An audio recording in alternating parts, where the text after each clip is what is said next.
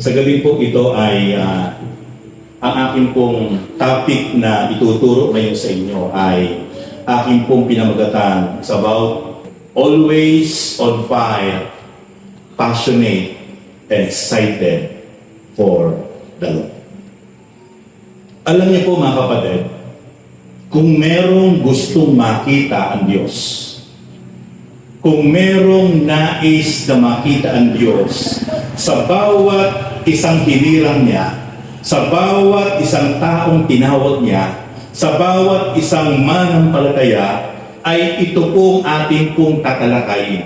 Yung tinatawag na always on fire and passionate and excited for the Lord.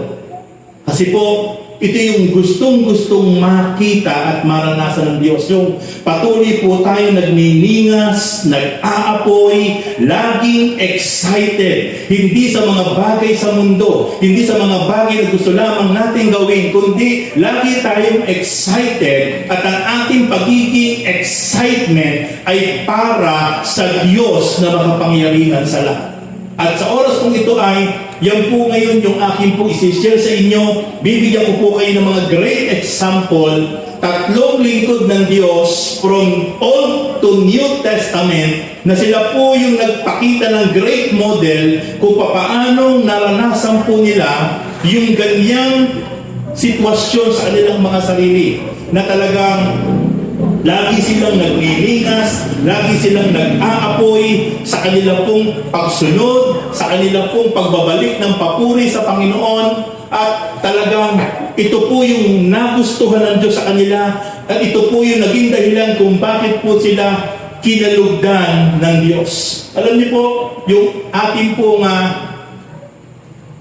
topic dyan ay may pamagat po na passion of the people of God. Yung tinatawag na yung kanilang pagiging passionate nila para po sa pagsunod sa kalooban ng Diyos. At alam niyo po, yung meaning po ng word na passion ay a strong feeling of enthusiasm or excitement for something or about doing something or work with love. Ibig sabihin po, pag sinabing passion for the Lord, talagang napakatinding damdamin na talagang inaalay nila, ibinibigay nila, at talagang sa pamagitan ng matinding damdamin iyon na may kalakip na matinding pag-ibig at pagmamahal sa Diyos. At ang po sabi, yung enthusiasm, ibig sabihin, strong excitement about something, strong feeling of active interest in something that you like or enjoy. Ibig sabihin, kapag sinabing enthusiasm, ay talagang matindi, napakatinding kagahalakan, napakatinding nag-aalab na damdamin, matinding talagang paghahangad na patuloy talaga na maipadama ng may kagalakan ang pagsunod na may pag-ibig sa ating Panginoon. Kaya po, nawa po maranasan po natin yung naranasan ng mga unang alagad na ito na patuloy talagang hindi na bago, hindi talaga nanlupaypay, hindi po talaga nabalang yung kanilang patuloy po na pag-aapoy, nagliliyab na talagang pag-ibig, matinding damdamin na patuloy talagang mahalin, paglingkuran ang ating Panginoon Diyos. First example,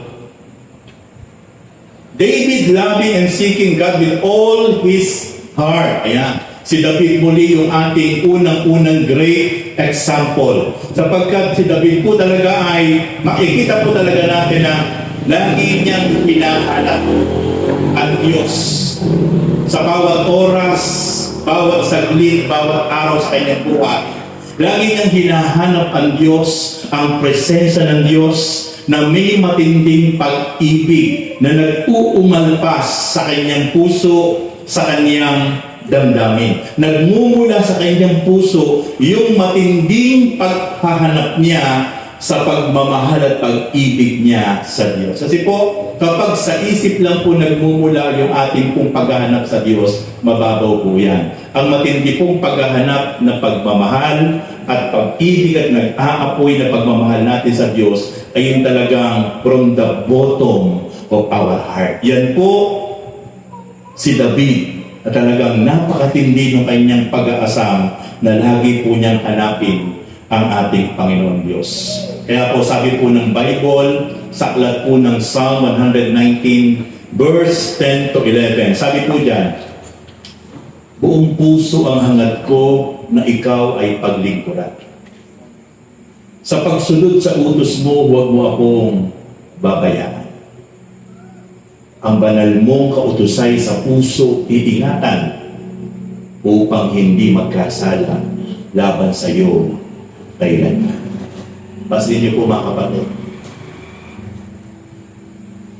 Yung paghahangad ni David na paglingkuran ang Diyos, hindi nang gagaling sa kanyang sariling isip, sa kanyang sariling nasa lang, kundi sabi ni David, buong puso ang hangad ko na ikaw ay paglingkuran.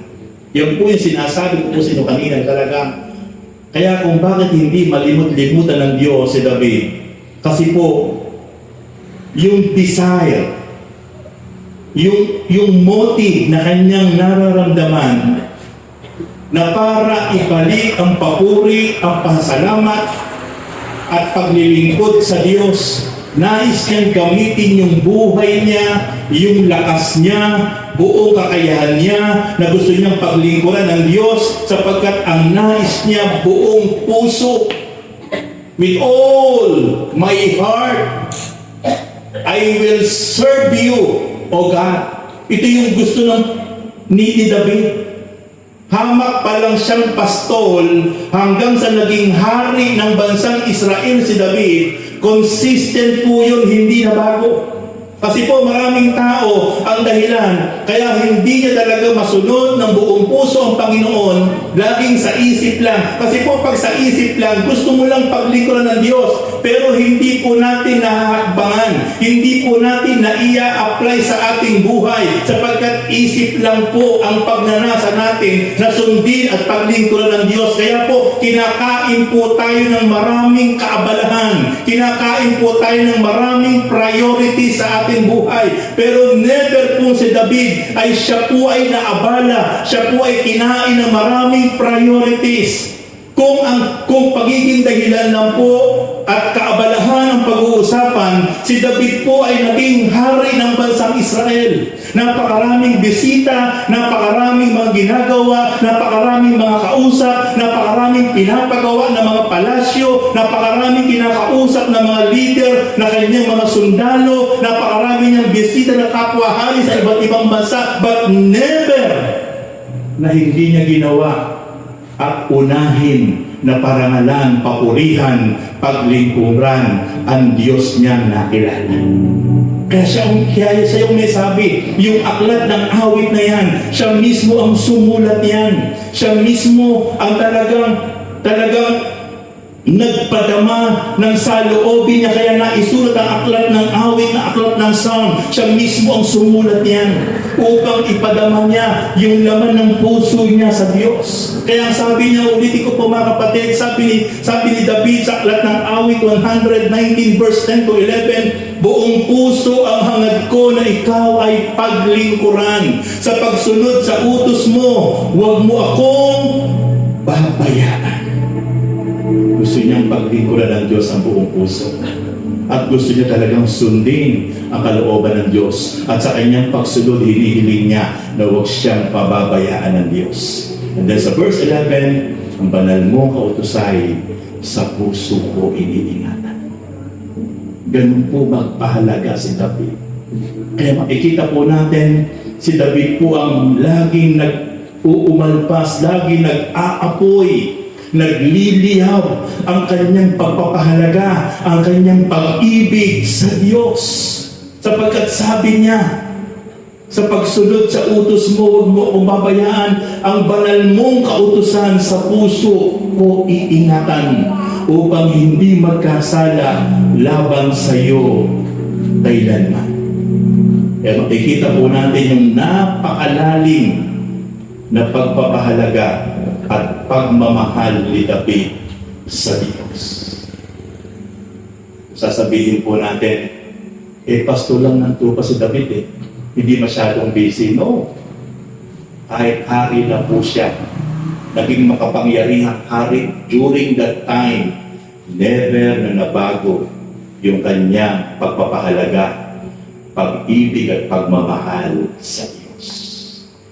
Kaya mga kapatid, ito yung nais na makita ng Diyos sa buhay ng bawat isa po sa atin.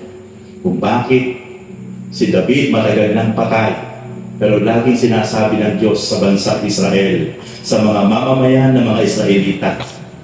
Sa tuwing nagkakasala ang mamamayan ng mga Israelita, matagal nang patay si David, pero lagi sinasabi ng Diyos, nang dahil sa inyong ninunong si David, ipagtatanggol ko kayo, gagabayan ko kayo, sasamahan ko kayo, kahit napakatitigas ng inyong mga ulo. Pero dahil sa inyong ninunong si David, na nagpadama ng katapatan, pagmamahal, pagpapahalaga sa akin, ay patuloy ko kayong kakalingapin. Patuloy ko kayong papatnubayan. Patuloy ko kayong ililigtas sa inyong mga kaaway nang dahil sa inyong ninunong si David. Kaya mga kapatid, kapag nakita ng Diyos yung ating tunay na maalab at maapoy at matapat na pag-ibig at pagmamahal at pagsunod at paglilingkod sa Diyos, yung kaapu-apuhan natin, dadaloy ang biyaya, gabay, pangako at pagmamala sa ating mga kaapu-apuhan. Kahit matagal na tayong patay, pero kapag nakita ng Diyos kung paano natin siya pinahalagahan, kung paano natin siya minahal, mamanahin nyo ng ating mga descendants. Ganun ang nangyari sa mga Israelites, kaya magpahanggang ngayon yung gabay at pag-iingat ng Diyos at pagpapalat ng Diyos sa bansang Israel ay inaani nila dahil sa katapatan ni Abraham, dahil sa katapatan ni Jacob, dahil sa katapatan ni Isaac, dahil sa katapatan ni David. Isang bansang napakaliit na halos maikukumpara mo lang sa laki ng Palawan. Pero makikita natin, kahit pinagtutulong-tulungan ng Arab nation kasama ang Ehipto, pero hindi matalo-talo. Bakit? Kasi ang Diyos ang nagpuprotect at gumagabay sa mga Israelita hanggang sa ating kapanahunan. Ang Arab nation, mayaman sa langis, pero naghihirap sa tubig. Pero ang Israelita, binigyan ng matinding karunungan ng Diyos. Yung tubig ng dagat, naka-invento sila ng makinarya, na kapag dumaan sa kanilang makinarya, yung tubig ng dagat, nagiging isang tubig na maiinom nila. At iyon ang naging dahilan kung bakit ang bansang Israel, lahat ng kanilang mga prutas, lahat ng kanilang mga pananim at mga gulay ay sobrang napakalalaki at sobra talagang pinagpala ang kanilang lupain. Bakit? Sapagkat sagana sila sa tubig. Pero yung mga nakapaligid na bansa sa kanila na mga Arab nation, walang tubig o konti ang tubig, pero yung bansang napakaliit na bansa na Israel, sobrang pinagpala ng Diyos. Bakit? Kapag pag-aaralan natin ang history, yan ay dahil sa maalab na katapatan, sa pagsunod, pagmamahal, paglilingkod ni Abraham, ni Isaac, ni Jacob, ni David, sa kanilang kapanahunan, na hindi malimot-limutan ng Diyos kahit matagal na silang patay, sapagkat masyadong pinahalagahan, masyadong talagang natanim sa puso't isip ng Diyos yung mga ginawa nitong mga unang lingkod na matapat, maapoy, maalab at tapat na paglilingkod pagmamahal, kaya inaani ngayon ng bansang Israel. The same between us. sa ating kapanahunan. Kapag sa ating kapanahunan, nilakaran natin ang always on fire and excited for the Lord para lalasan natin ang pangako ng Diyos.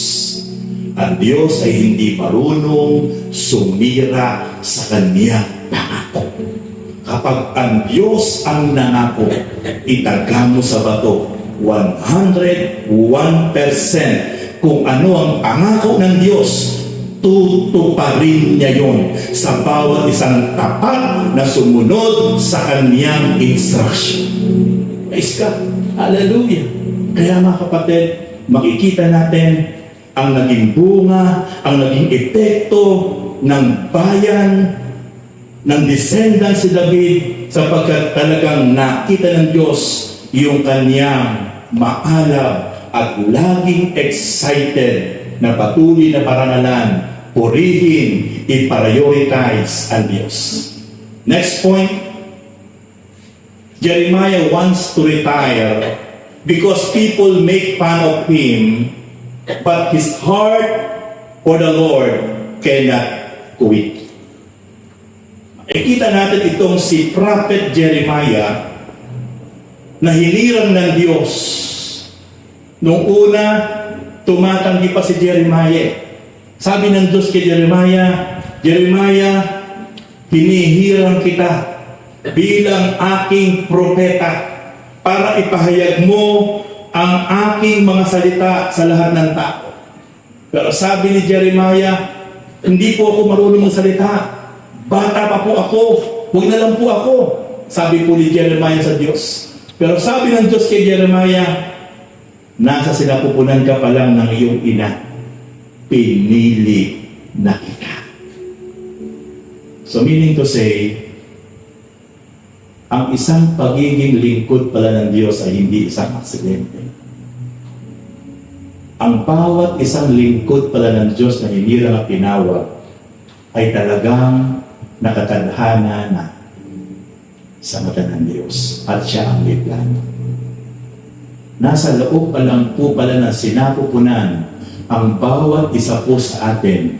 Kapag ikaw ay pinili at hinirang ng Diyos, talagang ikaw ay nakatalaga na para magbalik ng papuri, parangal, at para gawin ang mga bagay na itinatagpo ng Diyos. Mga kapatid, it is not an accident na ngayong gabi, nandyan kayo at nakaupo. Bakit? Sa napakarami natin pwedeng gawin sa oras na ito. Sa napakarami natin po pwedeng puntahan sa oras na ito. Pero hindi nyo ba tinatanong ang inyong sarili kung bakit kayo ngayong gabi ay nandyan at nakikinig hindi salita ng tao, kundi salita ng Diyos? Mayroong dakilang plano ang Diyos sa inyo, sa ating lahat. Kaya naalala ko yung sabi ng Diyos kay Jeremiah pa rin. Jeremiah chapter 29 verse 11, sabi ng Diyos, ako lang ang tanging nakakaalam ng mga panukala na hinihanda ko para sa inyo. Ako lang ang tanging nakakaalam ng mga plano na inihanda ko para sa inyo, upang dulutan kayo ng pag-asa. Hindi para paghirapin, kundi para pagpalain. Napakaganda po ang plano ng Diyos sa bawat isang tinatawag niya. Kung wala po tayong plano sa ating mga buhay, pero napakatindi ang plano ng Diyos sa bawat isang hinihirap niya, tinatawag niya. At tayo po yun, mga kapatid. Hindi po isang aksidente na ngayon po sa lugar na ito ay mag-iisang taon na ang gawain sa lugar na ito. Hindi po ito plano ng tao, ito po ay plano ng Diyos. Sapagkat may dahilang plano ang Diyos sa buhay ng bawat isa po sa atin. At kailangan lang po talaga mga kapatid, yung pong plano ng Diyos na ito ay malakaran po natin. Mapulpil po natin.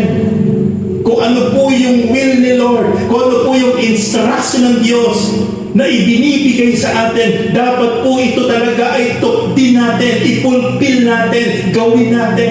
Bakit po? Sapagkat kapag ginawa po natin kung ano yung instruction ng Diyos, kung ano po yung ipinapagawa sa atin ng Panginoon, may magandang plano ang Diyos na siya lang po ang nakakaalam.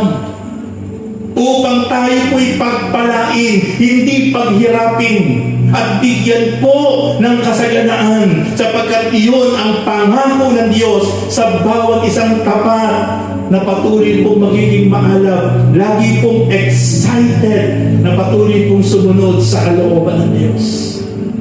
But I sad to say, sa ating pong generation, even po ang napakaraming kabataan, at hindi lang po kabataan, matanda, bata, iba na po ang kanilang mga excitement ngayon. Iba na po ang priorities ng napakaraming tao ngayon sa buong mundo. Hindi na po yung mga bagay na makapagbibigay ng kaluguran sa Diyos, sapagkat napakarami na po umaagaw ng atensyon sa ating lahat, sa ating generation. Pero kung maibabalik lang po ng bawat isa po sa atin, yung talagang nag-uumalpas, nag-aapoy, laging excited, na talagang ang gagawin natin ay yung pawang kalooban ng Diyos, yung pangako ng Diyos ay hindi po pwedeng hindi natin maranasan. Si Jeremiah po dumating sa point ng buhay habang ginagawa po niya ang instruction ng Diyos, habang ginagawa po niya ang purpose ng Diyos kung bakit po siya hinirap. Buong sipag, buong tapang, na kahit saan po sa dumadako na lugar. During that time, si Prophet Jeremiah po ay pinagtatawanan, kinukutya, nilalait. Gaano po kasakit na habang nangangaral ka, habang nagpaprophesy ka, na ang Diyos ay ibabagsak na niya ang kanyang galit, ang kanyang buot, at kailangan na magsisi at tumalikod ang mga tao sa kasalanan at magbalik loob sa Diyos. Pero ang mga tao po during that time, sa kapanahon ng po ni Prophet Jeremiah, ay siya po'y pinagtatawanan, kinukutya, nilalait.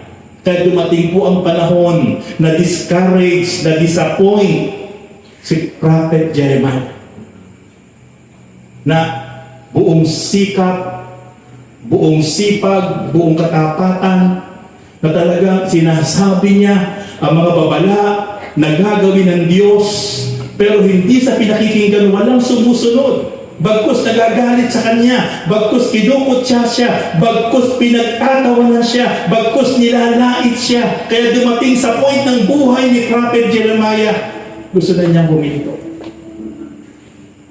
Na-disappoint siya, na-discourage siya. Wala man lang kasing nagpapalakas sa kanya, wala man lang kasing sumusuporta sa kanya, wala man lang kasing tumatapik sa balikat niya na magpatuloy ka, narito kami, tutulungan kami. Wala po. Kaya na-disappoint po siya. Pero kagandahan po kay Jeremiah, kahit gusto-gusto na po niya puminto, kahit gusto-gusto na po niya mag-quit bilang lingkod ng Diyos, bilang tagapangaral ng kanyang ng salita ng Panginoon Diyos, pero sa kaibuturan ng kanyang puso, iba po ang nag-aalam, ang nag-aapoy at nag-uumalpas na nararamdaman niya. Kaya ano po ang sabi niya sa aklat ng Jeremiah chapter 20 verse 7 to 9? Yahweh, ako'y iyong hilikayat at sumunod naman ako. Higit kang malakas kaysa akin, ikaw ay nagwagi. Pinagtatawanan ako ng balana, Maghapon silang nagtatawa dahil sa akin. Verse 8. Tuwing ako'y magsasalita at sisigaw ng karahasan, pagkasira, pinagtatawanan nila ako. Inuuyam sapagkat ipinapahayag ko ang iyong salita. Ngunit kung sabihin kong lilimutin ko si Yahweh at di nasasambahin ang kanyang pangalan, para namang apoy na naglalagablab sa aking puso ang iyong mga salita. Apoy na nakakulong sa aking mga buto. Hindi ko kayang pigilin ito. Hirap na hirap akong magpigil. Praise God. Kaya nga po, ang tindi po nung naranasan ni Prophet Isaiah. Every time na siya po ay sumusunod sa instruction ng Panginoon bilang siya'y tinawag ng mga ngaral, propeta, every time na ginagawa niya po yung kalooban ng Diyos, pero po yung in turn back sa kanyang buhay, pagkutya, pagtawa, paglait. Kaya gusto na po niyang huminto, gusto na po niyang sumuko, ayaw na po niyang maglingkod. Yung po ang kanyang naiisip. Pero baliktad po sa nararamdaman ng kanyang puso. Naiisip po niyang mag-quit sapagkat nadi-disappoint siya. Pero nag-aalab, nag-uumalpas sa kanyang puso. Alin po yun? Balikan ko yung verse 9. Ngunit kung sabihin kong limutin ko si Yahweh at di nasasambahin ang kanyang pangalan, para namang apoy na naglalagablab sa aking puso ang iyong mga salita. Ayaw na po niya sumamba. Ayaw na po niya maglingkod. Ayaw na po niya magpatuloy na maglingkod sa kanyang Diyos, ating Diyos. Pero kapag naiisip niya yun, parang nag-uumalpas, naglalagablab na apoy mula sa puso niya. Ang salita ng Diyos nangungusap kay Prophet Jeremiah. Apoy na nakakulong sa aking mga buto. Hindi ko kayang pigilin ito. Hirap na hirap ako magpigil. Kaya ni Prophet Jeremiah, gustong-gusto niyang mag-quit sapagkat puro sama ng loob, puro kalungkutan, puro kapighatian ang kanyang pinagdadaanan sa buhay. Pero doon sa puso niya nag-uumalpas ang kapangyarihan ng salita ng Diyos. Kinukonvict siya ng Diyos na huwag kang hihinto, huwag kang madi-discourage. Sasamahan kita, papatubayan kita, ako ang magtatanggol sa iyo, kahit nag-iisa ka na lang, kahit napakarami nila, pero huwag kang magkukwit, huwag kang susurrender, sapagkat akong Diyos ang sasama sa iyo, ang magtatanggol sa iyo, ang magpapala sa iyo. Tumama po ang desisyon ni Jeremiah. Hindi po niya sinunod ang naiisip niya, at ang sinunod niya ay nag-aalab at nag-uumalpas at nag-aapoy ng mga salita ng Diyos sa puso niya. Kaya nagpatuloy po siya na maglingkod sa kanyang Panginoon Diyos at atin ding Diyos sa ating kapanahunan.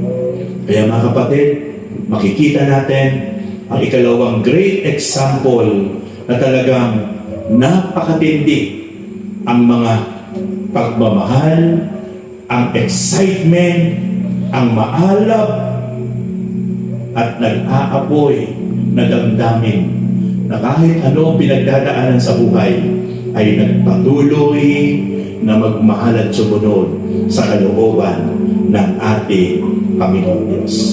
Last point. Paul, who passionately persecuted the church but become the greatest missionary with passion. Si Pablo po, nung hindi pa po siya nakakilala sa Panginoon, ang pangalan pa lang po niya ay Saul. Hindi pa po siya Paul o Pablo. Saul po ang kanyang pangalan. At siya po ay leader ng kanilang relihiyon at may mataas na katungkulan sa kanilang gobyerno that time. Pinuproteksyonan po niya ang kanilang relihiyon. Kapagkat during that time, napakarami na po ang umaalis na mga tao sa kanilang relihiyon, sa kanilang nakamulatang pananampalataya. Umaalis na po ang libo-libong tao sapagkat yung mga alagad ng Panginoon ay tuloy-tuloy po ang pangaral, tuloy-tuloy po ang paggawa ng mga signs and wonders. At sapagkat sinasamahan po, kinakasihan po ng banal na Espiritu ang mga unang alagad. Kaya po, napakarami na po mga tao ang umaalis sa kanilang relihiyong nakagisnan sapagkat kakaiba ang ipinapangaral ng mga alagad patungkol sa paghahari ng Diyos, patungkol sa kaligtasan, patungkol sa mabuting balita, patungkol sa buhay na walang hanggan. At ito pong si Pablo ay humingi ng license to kill sa mga leader ng Roman Empire para bigyan siya ng pahintulot na yung mga umaalis na ito ng mga tao at ito'y nakakakilala sa ating Panginoon sa pamamagitan ng mga apostol ay kanyang dadakpin, kanyang huhulihin, kanyang ipapapatay. Meron siyang tinatawag na license to kill. Ito po ay mitata ng pinuno ng kanila pong gobyerno. Kaya meron siyang mga kasamang mga sundalo at naglalakbay sila upang isagawa ang kanyang hangarin na talagang ubusin, patayin, ibilanggo ang mga taong umaalis sa kanilang relihiyon at umaani sa Kristyanismo sa pananampalataya sa ating Panginoong Jesucristo. At doon sa Book of Acts, chapter 9, habang naglalakbay si Saul o si Pablo, kasama ang mga sundalo, biglang nagpakita sa kanya ang isang napakaliwanag na nakasisilaw na liwanag at walang iba yun kundi ang ating Panginoong Jesucristo. At bigla siya napasubasog sa lupa sapagkat sobra siyang nasilaw sa napakatindi liwanag na kanyang nakita. At hindi niya kinaya at siya napasubasog sa lupa at merong tinig na nagsalita. Walang iba kundi ang ating Panginoon. Ang sabi ng ating Panginoon kay Pablo, Saul pa siya noon, Saul, Saul, bakit mo ako pinag-uusig? Ang inuusig ni Saul ay ang mga mananampalataya. Kung ano pala ang ginagawa natin sa mga taong mananampalataya, lalo higit sa mga lingkod ng Diyos, ito'y ginagawa natin sa ating Panginoong Jesucristo. Sapagkat ang sabi ng ating Panginoong Jesucristo kay Saul, bakit mo ako pinag-uusig? Ang inuusig ni Saul ay mga taong kumikilala na nampalataya sa ating Panginoon. Pero ang sabi ng Panginoon Jesus kay Saul, bakit mo ako pinag-uusig? Kaya mga kapatid, yung mga taong totoong nanampalataya at nakakilala sa Panginoon, kung ano yung ginagawa natin dyan sa mga taong yan, yan ay ginagawa natin sa Panginoon. Ibig po mga lingkod ng Diyos. Kaya sabi po ni Jesus, ano man ang gawin nyo sa pinakahamak na lingkod ko, ito'y sa akin nyo ginawa. Kaya mga kapatid, ingat po tayo na kung meron po tayo makikita ng mga lingkod ng Diyos kahit hamak yan, kahit walang pinag-aralan yan, kahit parang kadusta-dusta ang kanyang sitwasyon, pero yan ay hinirang at tinawag ng Diyos. Ano man ang ating gagawin sa mga hamak na lingkod ng Diyos, sabi ng Panginoon, ito'y sa akin niyo ginawa. Ganun po pinahahalagaan ng ating Panginoon ang bawat isang mananampalataya, even ang kanyang mga lingkod. Sabi ni Saul, habang nakadukdok sa lupa at maaaring tinamaan yung kanyang mata sa sobrang silaw, sabi ni Saul, "Sino po kayo, Panginoon?" Nagtanong po si Saul for the first time, "Sino po kayo, Panginoon?" Tinatanong po niya yung tinig na nagsalita sa kanya sapagkat kinausap siya ng tinig matapos siyang makita ang isang nakasisilaw na liwanag sa Book of Acts. Sabi ng Panginoong Jesus, "Ako si Jesus na iyong pinag-uusapan." Doon natauhan si Saul na inuusig niya ang lahat ng sumasampalataya sa ating Panginoong Jesus. Doon niya naranasan na talagang totoo pala ang pinapanginoon ng mga tao nito. Sapagkat personal niyang naka-encounter ang ating Panginoon. Kaya yung tagpupong iyon na nagpabago sa isip at damdamin ni Saulo. Kaya, mula po nabago po ang kanyang pananampalataya. Iniwan niya ang kanyang nakagisnang relihiyon. Iniwan niya ang kanyang nakagisnang pananampalataya. At tinanggap niya ang ating Panginoong Jesus bilang personal Lord and Savior. Kaya nga po ang sabi diyan, dati po siyang persecutor, dati po siyang matinding mang-uusig, nagpapakulong, pumapatay. Pero nung makilala niya ang ating Panginoon, siya po ay naging pinakamatinding missionary na matindi po ang kanya talagang maalab na pagmamahal sa pagpapalaganap ng mabuting balita. Iniwan niya ang lahat.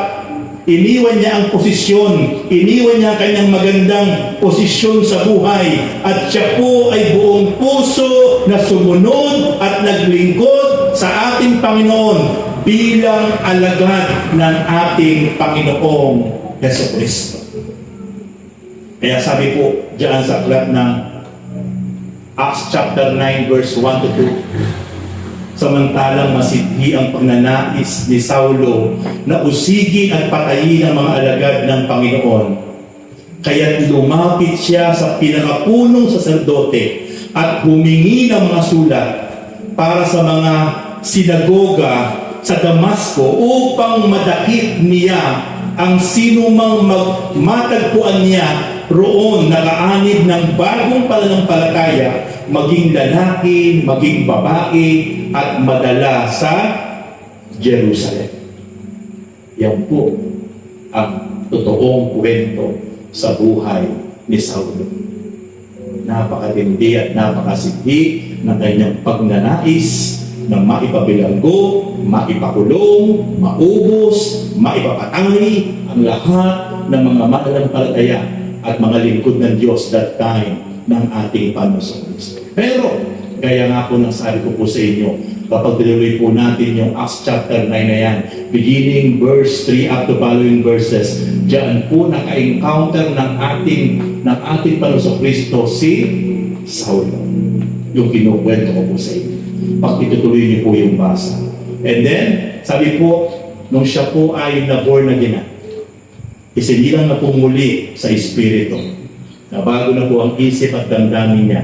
Nabago na po ang puso niya. Nabago na po ang kanyang masidhing pagnanais. Hindi na po para ipagtanggol ang kanyang dating relihiyon, kundi para na po tugdin ang kalooban ng Panginoon. Ano po ang sabi ng aklat na Pilipos chapter 1 verse 20 to 21? Ito po ang sabi ni Pablo.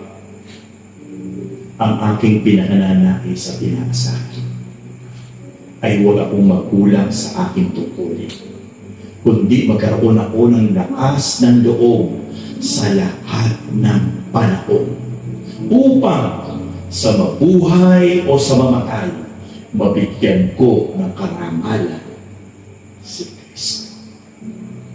Grabe. nung siya po ay na-born again, nung siya po ay buong puso na kumilala at tumanggap sa ating Panginoon, na bago ang laman ng isip niya, na bago ang desire ng puso niya, na bago ang hangarin niya. Ang gusto na po niya ngayon, sa mabuhay o sa mamatay, mabigyan ng karangalan si Kristo. Huwag siyang magkulang sa tungkuling tinanggap niya sa ating Panginoon.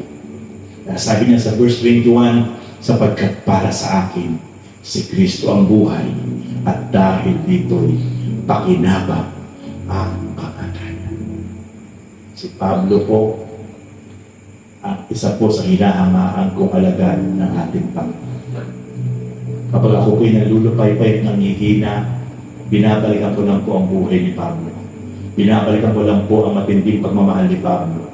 At nanliliig po ako sa aking sarili.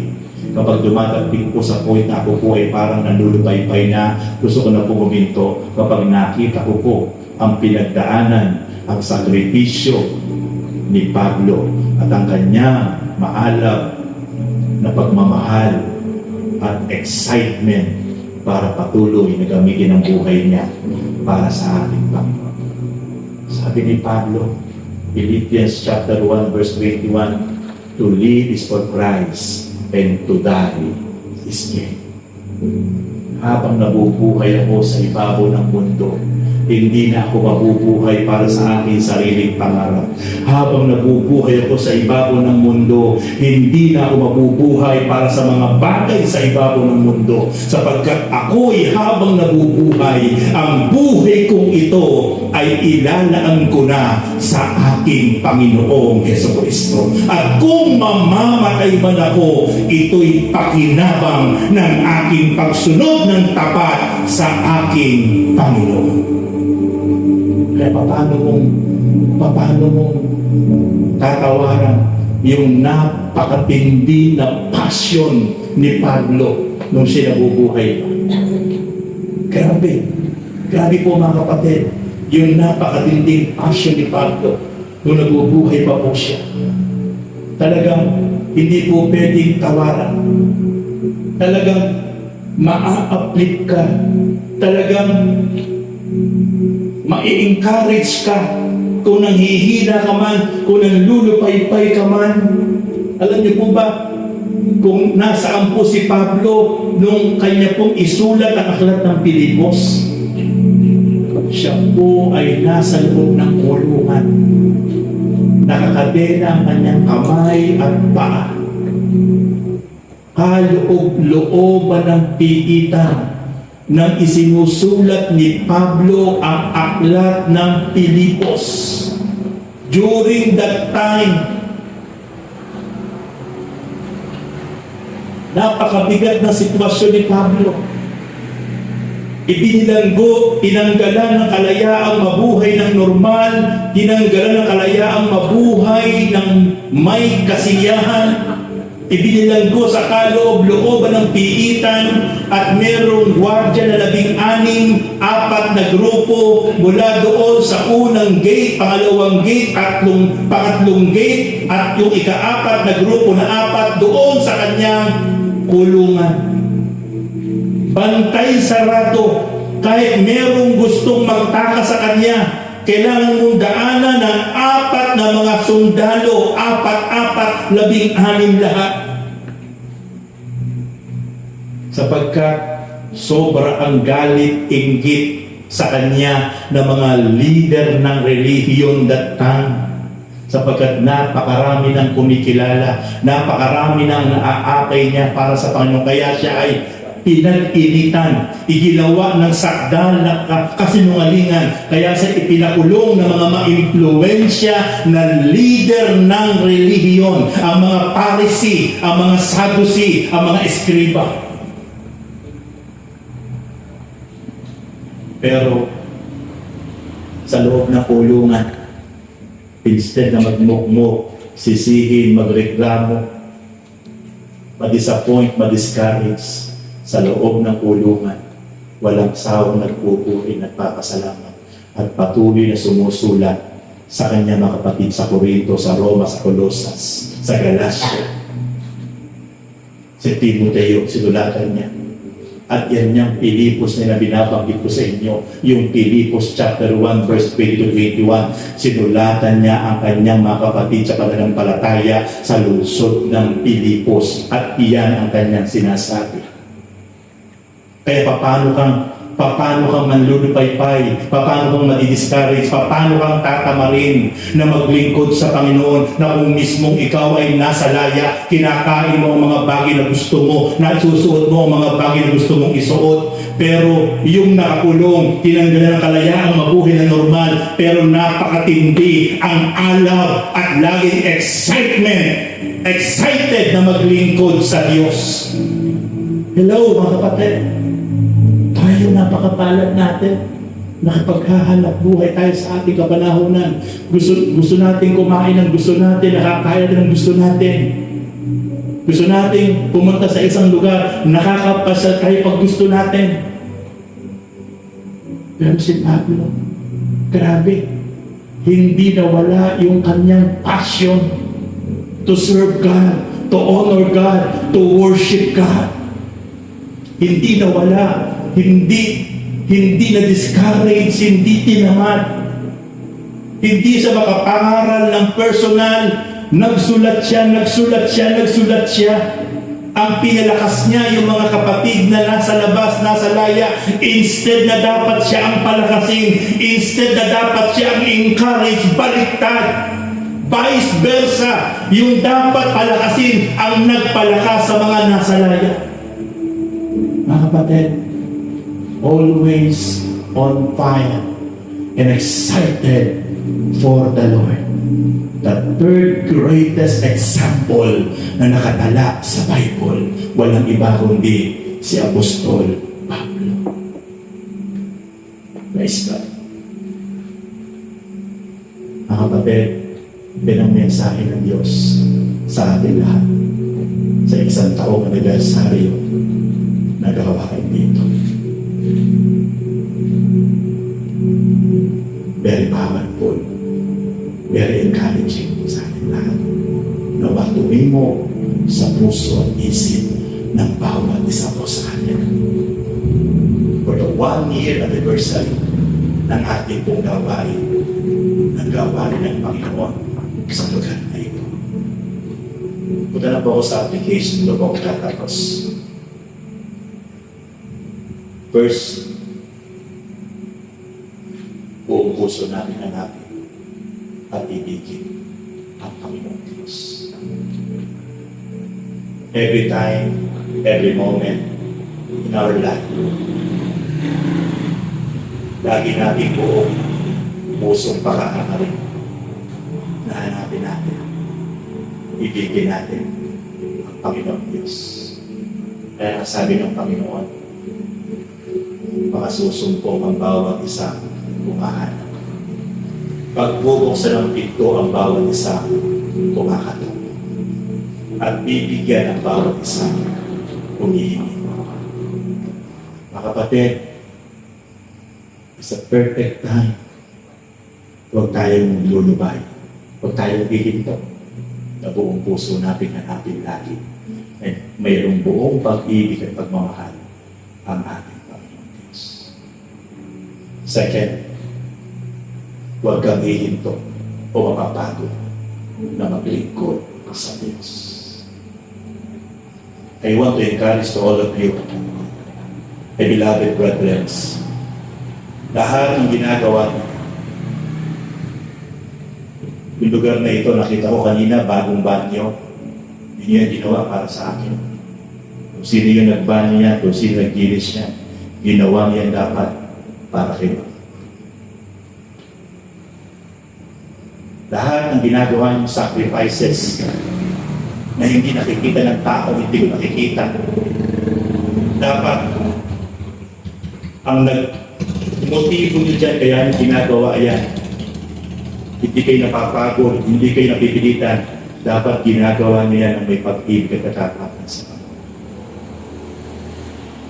Yung preparasyon niyo ngayon, maaari may nagluto sa inyo, nag-ayos ng upuan, maaari kayo ay gumastos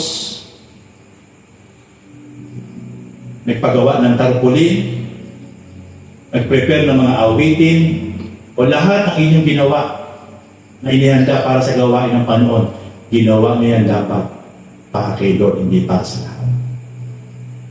At huwag kayong hihinto, huwag kayong mapapagod na gumawa ng mga bagay na paglilingkod para sa Panginoon. Sapagkat lahat ng ating ginagawa na hindi para sa tao o hindi para sa Panginoon, may katapat yan na reward sa ating Panginoon. And then last application, patuloy kang maging tapat sa pagsunod sa kalooban ng Diyos hanggang kamatayan. Sabi ni Pablo, ang mabuhay ay kay Kristo, ang mamatay ay pakinabang. Alala ko si Pablo, sabi niya sa 2 Timothy chapter 4 verse 6. Dumating na yung point na siya po ay papatayin na. Wala kayong mababasa sa Bible na siya ay pinatay o pinugutan ng ulo. Pero dito po sa 2 Timothy chapter 4 verse 6, sabi niya po, sinulatan niya ang kanyang pinakamamahal na disciple, si Timothy. Sabi niya sa ikalawang sulat kay Timothy, personal na sinulatan, sabi ni Pablo, ako'y iaalay na. 2 Timothy chapter 4 verse 6 to 7, ako'y iaalay na. Dumating na ang oras ng pagpanaw ko sa mundong ito. Yan niyo po, dumating na ang oras ng pagpanaw ko sa mundong ito. Ibig sabihin, kung iisipin niyo po yung sinabi ni Pablo, mamamatay na siya, papanaw na siya, wala naman po siyang sakit eh. Pinugutan po siya ng ulo. Alam na alam niyang papatayin siya, alam na alam niyang pupugutan siya, pero tinan niyo po yung kanyang sulat sa kanyang disciple na si Timothy. Walang takot, walang pagpapaawa. Makikita po natin buong giting, buong tapang. Timoteo, ako'y iaalay na. Dumating na ang pagpanaw ko sa mundong ito, pero nanatili akong tapat sa pananampalataya. Pinagos ko ang dapat kong takbuhin.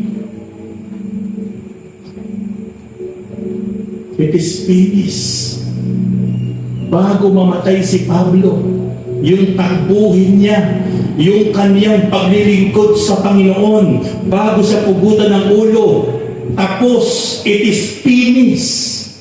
Iyon ang kagandahan kay Pablo. Before he died, he finished the race. It means, yung kanyang paglilingkod sa Panginoon, hindi po unfinished, finished. Kapatid, kung tatanungin tayo ng Panginoon, yung takbuhin mo ba sa harapan ng Panginoon? Kung tatanungin ka ngayon, tapos na ba? Palabitin nyo nga yung patabi nyo sa tiyan.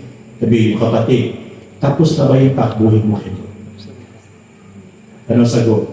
Hindi pa nagsisigula. Si Pablo, hindi nag-asawa. Hindi nangarap ng mga bagay sa mundo. Nabilang ko. Pero sabi niya bago siya mamatay, nanatili akong tapat sa pananampalataya. Ngayon, tatanggapin ko na ang korona ng pagtatagumpay. At ang magpuputong sa akin ng korona ay walang iba kundi ang aking Panginoong Jesucristo.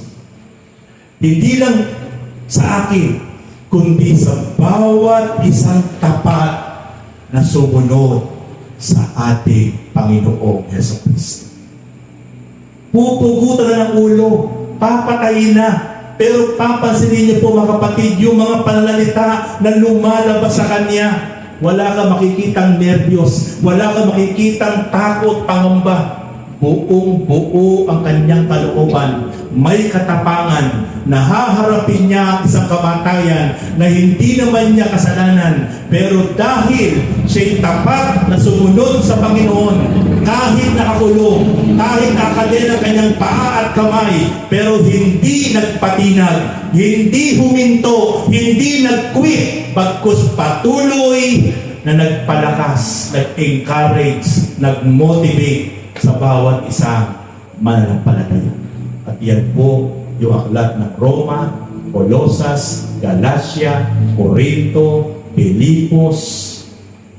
Yan po yung mga librong sinulat niya nung siya po'y nakakulong sa loob ng kulungan. Na hanggang ngayon, pansinin niyo po, kapag ibinuturo po ng mga lingkod ng Diyos, bumubuhay ng bawat patay na pananampalataya.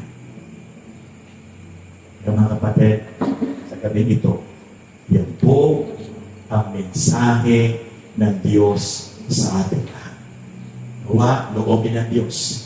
Ang mensahe ito'y patuloy na tumimo sa puso at bawat isip natin. Upang patuloy ang bawat isa po sa atin habang tayo may mga pangarap sa buhay. Habang tayo may gustong gawin sa ibabaw ng mundo. Pero, manatili ang apoy at excitement sa paglilingkod at pagsunod sa kalooban ng Diyos sa atin lahat. Sige po, sama-sama tayo pumikit at ibuo. Tayo po ay sama-sama manalangin sa oras nito.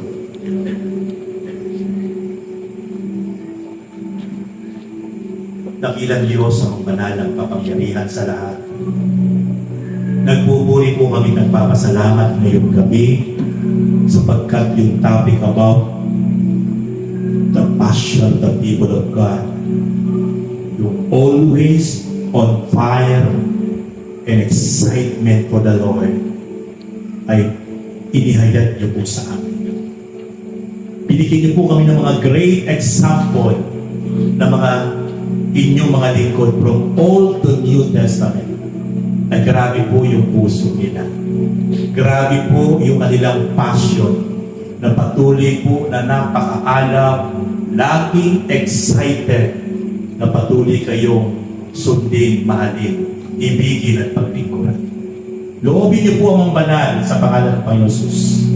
Yung pong mensahe ito ay patuloy na maranasan namin lahat.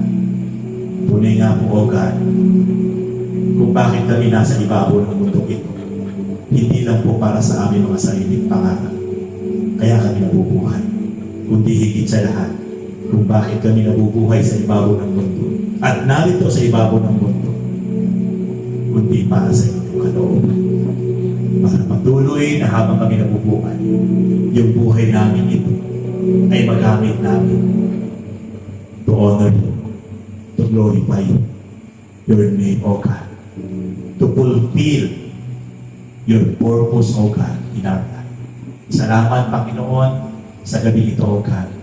Pinupuri po namin kayo, pinapasalamatan namin kayo, Father God. Sa ikasang taon na anibersaryo ng inyong pong gawain sa lugar na ito.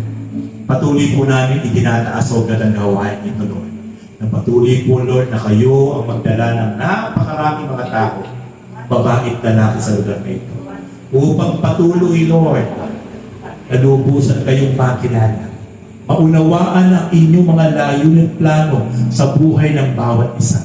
At makilala po kayo bilang personal Lord and Savior ng buhay ng bawat isa pa. Gamitin niyo po ang bawat isa po Panginoon sa lugar na ito na magkaroon po, Lord, Panginoon, ng desire na makapag-akay pa ng mga mahal sa buhay, kakilala at kaibigan. Sapagkat maranasan namin, O God, ang masipili at excited na patuloy, Lord, na maglingkod at magdala, mag-akay ng mga tao para mabago ang buhay.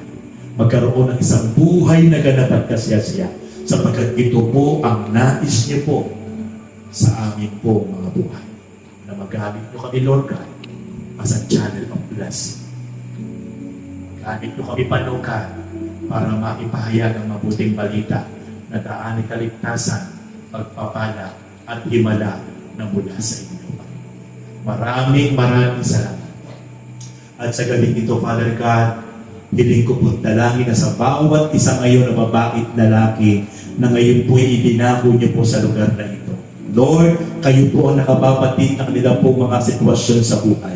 Kayo po ang nakakaalam, Lord, ng kanilang mga desire. Kayo po ang nakababatid, Lord, ng kanilang po mga naisin sa buhay. Lord, gumalaw kayo. Kumilos kayo sa buhay nila, Panginoon. At higit sa lahat, Panginoon, kayo ang maging priority po nila sa kanilang mga pangarap, sa kanilang mga naisin sa buhay. Kayo ang higit sa lahat na maparangalan nila, masunod nila at mapaglingkuran nila, Panginoon, sa bawat araw. Kayo ang mapangiti nila. Kayo ang mapasaya po nila, O God. Salamat po, Lord. At hindi ko po dalangin, Father God, na patuloy, inhaloy niyo po ang masaganang pagpapala sa buhay ng bawat isang kapatid.